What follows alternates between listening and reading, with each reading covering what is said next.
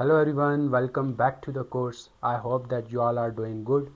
In this video, I am going to quickly walk you through the pros and cons of 5 Amazon business models so you can clearly understand how each one works in reality.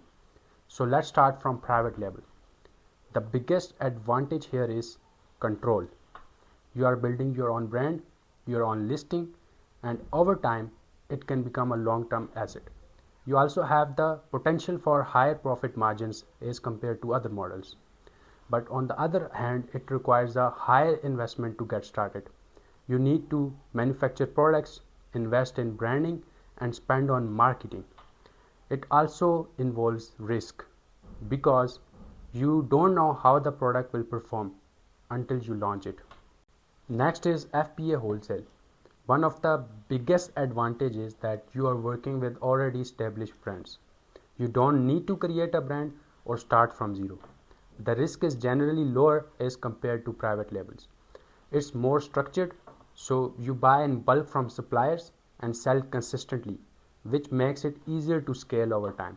However, the margins are usually lower, and you need to spend time in finding reliable suppliers and building relationships.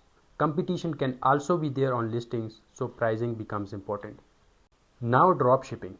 The main benefit here is low investment.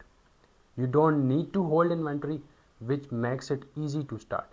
But the downside is lack of control.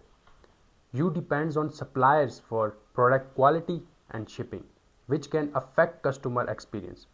On Amazon, it comes with higher risk if not managed properly. So it's not considered very stable long-term model. Next is online arbitrage.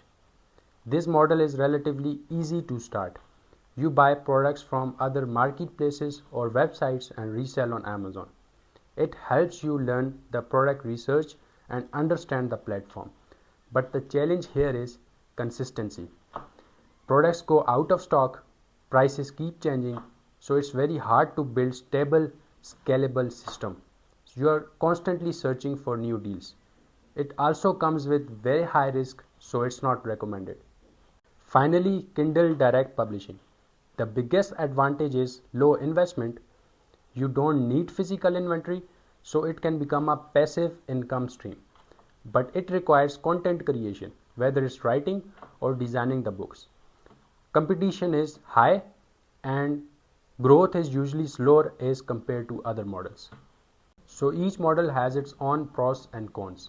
It really depends on your goal, budget, and how you want to build your Amazon business. I will see you in the next video. Thank you.